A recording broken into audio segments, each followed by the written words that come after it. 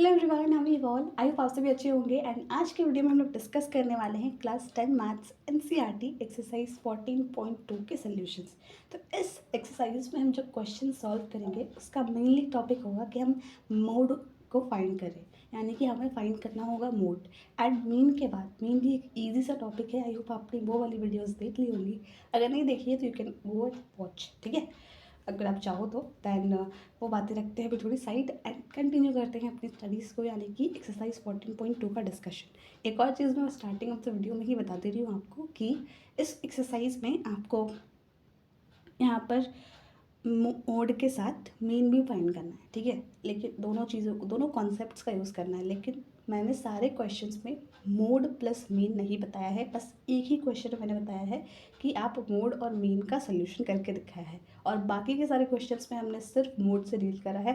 Because I think so कि आपको अगर मीन निकालना आ गया है देन उसकी बार बार ज़रूरत नहीं है। अगर ज़रूरत है तो आप मुझे कमेंट में बता सकते हो, या वो वाली वीडियो देख लेना। सारे प्रोसेस तो सेम ही है ना, बट आपका थोड़ा सा डेटा चेंज है, तो उसके अकॉर्डिंग जस्ट आपको मीन का फॉर्मूला पुट करना है। एंड ये एक बेटर प्रैक्टिस रहेगी और एक बेटर इन्फॉर्मेशन भी रहेगी कि आपको क्वेश्चंस पढ़ने की आदत डाल देनी चाहिए अगर जब भी आप कोई क्वेश्चन सॉल्व कर रहे हो, ठीक है।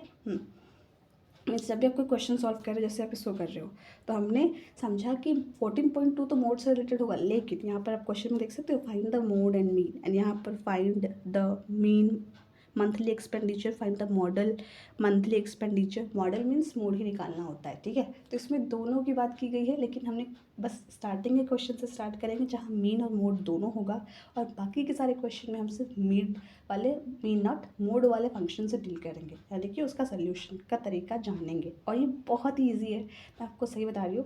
अगर आप इसको अच्छे से करोगे बहुत ईजिली आ जाएगा, ठीक है। तो स्टार्टिंग करते हैं क्वेश्चन नंबर 1 से। तो ये है आपका क्वेश्चन नंबर 1। एक second, yes, so this one is आपका क्वेश्चन नंबर 1, ठीक है। ये क्वेश्चन नंबर 1 है। आपको क्लास इंटरवल मैंने लिखा है, यानी कि ये आपको दी हुई है एज और ये दी हुई है नंबर ऑफ़ पेशेंट्स, और उसके बाद एडमिट हुए यानी इतने एज का आपका जो रेंज है, और ये क्लास इंटरवल दी हुई है। ये आपको एज की रेंजेस दी हुई है इन स्टेबल में, और यहाँ पर इतने नंबर ऑफ़ पेशेंट्स दिए हुए हैं जो कि हॉस्पिटल में एडमिट हुए हैं 1 साल में। और उसके बाद आपको बताना है कि जो आपका डेटा है, इस गिवन डेटा का आपको मीन और मोड फाइंड करना है। तो पहले हम लोग मीन फाइंड कर लेते हैं, बिकॉज हमने उसको ऑलरेडी पढ़ लिया है, तो वो ईजिली आप यहाँ पर फाइंड कर पाओगे, ठीक है। सो यहाँ पर मीन फाइंड करने के लिए मैं डायरेक्ट मेथड का यूज़ किया है, और डायरेक्ट मेथड में हम लोग क्या करते हैं, ये आपका नंबर ऑफ़ पेशेंट्स यानी ये फ्रिक्वेंसी बताता है। सो आप करते हो एक चीज़ कि आप यहाँ पर एक और टेबल बनाते हो, और उस टेबल पर नोट करते हो एक्स आई से, और एक्स आई को हम लोग क्लास मार्क भी बोलते हैं। और ये फाइंड कैसे होता है, आपकी ये जो रेंज वाली टेबल है, क्लास इंटरवल वाली टेबल है, इसमें हर एक टेबल की, हर एक रेंज की आपकी अलग एक्स आई की वैल्यू होगी, क्लास मार्क की अलग वैल्यू होगी, बिकॉज यहाँ पर नंबर्स डिफरेंट है।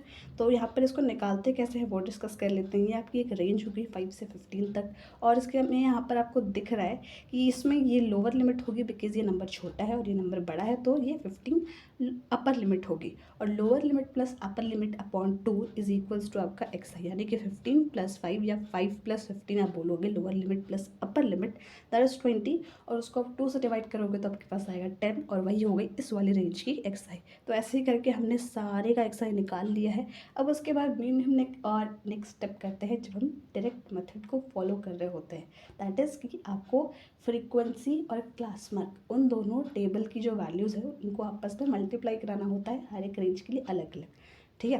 तो यहाँ पर आपकी एफ आई की वैल्यू पहले वाले में 6 है और एक्स आई की 10 है, तो 10 × 6 60। फिर उसके बाद ऐसे ही करके आपको सभी का एफ आई इंटू एक्स आई कराना होता है, ओके। अब आपने ये करा लिया, हमें मीन फाइंड करना है, तो मीन का डायरेक्ट वाला फॉर्मूला होता है, that is sigma F I into X I upon sigma F आई।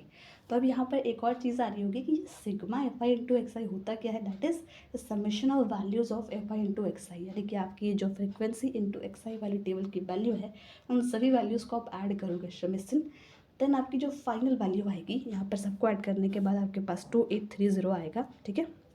उसको लिखना है वहाँ पर। और उसके बाद sigma F I, that means what, कि आपको यहाँ पर जो फ्रीक्वेंसी वाले टेबल में जितनी भी वैल्यूज़ है, यानी जितने भी न्यूमेरिकल वैल्यूज़ दी हुई हैं, उन सभी को ऐड करोगे। नंबर ऑफ़ पेशेंट्स है ना, तो आपके टोटल नंबर ऑफ़ पेशेंट्स कितने हो गए, अगर आप इन सभी वैल्यूज़ को जोड़ोगे, ऐड करोगे, तो वो 80 हो जाएंगे, तो आपका हो गया सिग्मा एफ आई। अब आपको sigma F I into X I की भी वैल्यू मिल गई और सिग्मा एफ आई की भी मिल गई, ठीक है। तो इन दोनों को बस पुट कर देना है, फिर इसको डिवाइड कर देना है, एंड देन आपका मीन आएगा 35.37।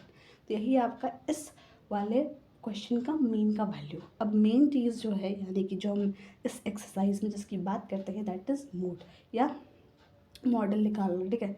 तो हम लोग उसको मोड ही बोलेंगे, सो दैट अच्छे से समझ में आ जाए। ओके, सो मोड कैसे निकालते हैं, मोड निकालने का आपका ये फॉर्मूला होता है, दैट इज़ एल, ये एल है, small L, plus F1 minus F O upon 2F1 minus F O minus F2 into H. हमने ये फॉर्मूला तो देख लिया, बट अब दिक्कत ये है कि ये F1 F O L H F2 ये है क्या, और ये हम फाइंड कैसे करेंगे, सो दैट इस फॉर्मूला में हम इनकी वैल्यूज़ पुट करेंगे तो हमें हमारा मोड मिल जाएगा इस गिवन डेटा का। तो वो कैसे करेंगे, सिंपल सी बात है, आपको यहाँ पर सबसे पहले मॉडल क्लास फाइंड करना होगा। अब द थिंग इज़ कि मॉडल क्लास क्या है, तो आपको जाना होगा फ्रीक्वेंसी वाले टेबल में। फ्रीक्वेंसी वाले टेबल में जिसकी भी फ्रीक्वेंसी सबसे ज़्यादा होगी, यानी कि जहाँ पर सबसे हाईएस्ट वैल्यू होगी, तो इस टेबल में सबसे हाईएस्ट वैल्यू क्या जा रही है, ये 80 को काउंट नहीं करना है, because this is sigma F आई, सभी का एडिशन ही है। लेकिन यहाँ पर सबसे हाईएस्ट वैल्यू क्या जा रही है, वो है 23, ठीक है। इससे बड़ा नंबर तो कोई आपका इस टेबल में नहीं है, तो ये होगी सबसे हाईएस्ट वैल्यू यानी 23। तो इसको हम लोग डिनोट करते हैं F1 से, और इसके साथ ही यानी इसके अलाइन में आपकी जो रेंज है दैट इज़ 35 to 45, ये आपकी बन जाएगी मॉडल क्लास। तो ये समझना है कि जहाँ पर आपकी फ्रीक्वेंसी की वैल्यू सबसे ज़्यादा होगी, उसकी रेंज या उसकी क्लास इंटरवल की, उसका क्लास इंटरवल आपका मॉडल क्लास बन जाएगा। और इसी क्लास इंटरवल में जो आपका लोअर लिमिट होगा, लोअर लिमिट का इंटरवल में जो छोटी नंबर होती है, 35 और 45 में से बड़ा कौन है, 35 ना, ऑब्वियसली।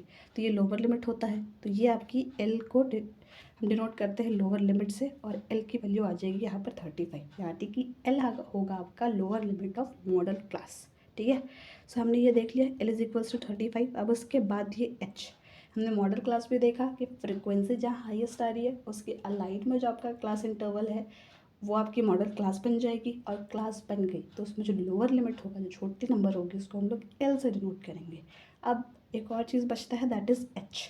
एच क्या है, एच मीन्स कि आपका जो ये क्लास इंटरवल है ना, ये जितने भी क्लास इंटरवल्स दिए हुए हैं, इन सब के बीच में डिफरेंस कितना है, जैसे 5, 15, 15, 25, मीन्स कितने नंबर इनके बीच आ रहे हैं, अगर आप ऐसे समझना चाहो तो, ठीक है। तो वो कितने आ रहे हैं, क्लास साइज़ इसको हम लोग बोलते हैं। तो इनके बीच का साइज़ कितना है, 5 से लेकर 15 तक 10, और इसके बाद 15 से लेकर 25 10। अब इसको अगर निकालने नहीं आ रहा तो एक चीज़ कर सकते हो, अपर में से लोअर को माइनस करोगे, जितना नंबर आएगा वही आपकी क्लास साइज़ यानी एच होगी। तो एच को हम लोग क्लास साइज़ बोलते हैं। वो निकालेंगे कैसे, आपकी रेंज में से अपर वाले में से लोअर को आप माइनस करोगे, देन आपको क्लास साइज़ एच मिल जाएगी। अब कुछ चीज़ें और बची हुई, जैसे कि F1 FO या F0 बोलो आप इसको, और F2, ठीक है। हमने L समझ लिया, H समझ लिया, अब F1 FO और F2 समझना है, या F0 बोलते हैं उसको, सही रहेगा। ओके, तो हमने फ्रीक्वेंसी वाले टेबल में यहाँ जब F आ रहा है तो F तो ज़रूर है कि वो फ्रीक्वेंसी वाले टेबल से ही रिलेटेड होगा। तो ये फ्रीक्वेंसी वाले टेबल से रिलेटेड है, तो F1 वो वाली वैल्यू होगी जो सबसे हाईएस्ट है उस टेबल में, यानी कि सबसे ज़्यादा बड़ा नंबर जो फ्रीक्वेंसी का टेबल में आ रहा होगा उसको हम लोग F1 से डिनोट करेंगे। और उसके बाद F0 उसके एक पीछे वाला नंबर, और F2 जो आपका हाईएस्ट है उससे एक आगे वाले को हम लोग F2 से डिनोट करेंगे। आप इसको अगर नहीं समझ में आ रहा है तो ऐसे भी समझ सकते हो कि हमने सिंपली फ्रीक्वेंसी के टेबल में हाईएस्ट फ्रीक्वेंसी वाली वैल्यू खोज ली, इससे बड़ा नंबर तो इस टेबल में कहीं मिल ही नहीं सकता है, ठीक है। वो फाइंड कर लिया।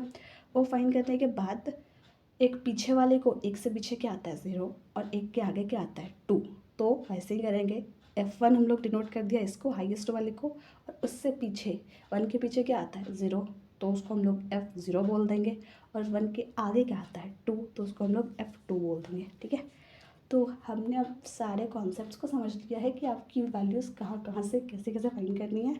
अब बस उन्हीं को यहाँ पट करना है। तो हमने FO भी फाइंड कर लिया, FO या F0, और उसके बाद F2 भी कर लिया, F1 भी कर लिया। तो ये फॉर्मूला याद रखना इस सुपर डुपर इम्पॉर्टेंट, क्योंकि इसी से आप मोड की वैल्यू फाइंड करोगे। ठीक है, तो हमें सारी वैल्यूज़ मिल गई है, अब बस इसमें पुट करना है। L आपका 35 है, F1 यानी जो हाईएस्ट फ्रिक्वेंसी है 23, और F0 जो एक के पीछे है यानी उसके पीछे वाली वैल्यू दैट इज़ 21। अब उसके बाद यहाँ पर 2F1 है, इसलिए ध्यान रखना ये 2F1 है, माइनस F0 माइनस F2।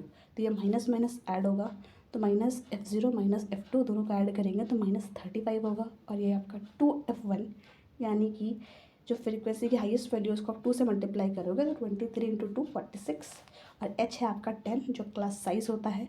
तो ये आपने कर लिया, उसके बाद आप इसको सॉल्व करोगे, देन ये आंसर आ जाएगा। That's done.